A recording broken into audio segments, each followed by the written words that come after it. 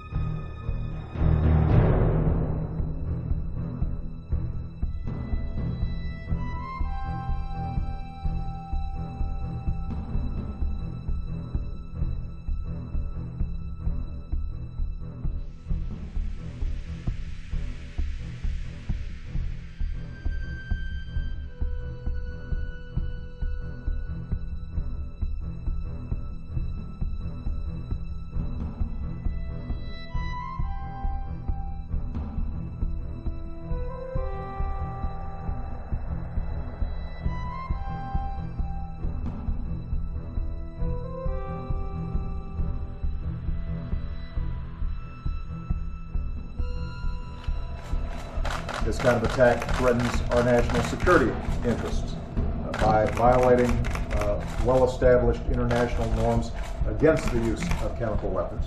What we choose to do or not do matters in real ways to our own security.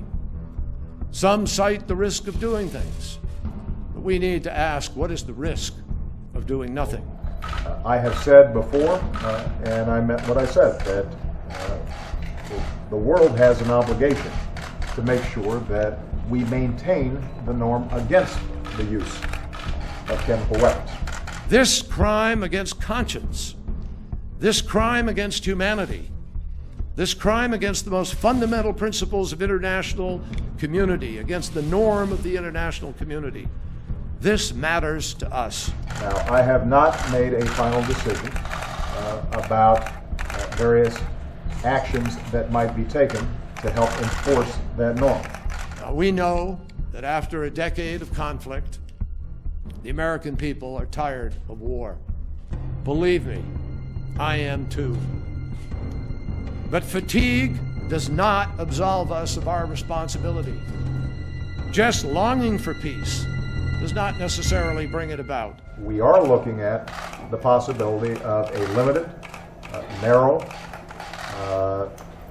act that would help make sure that not only Syria but others around the world understand that the international community cares about maintaining this chemical weapons ban and norm.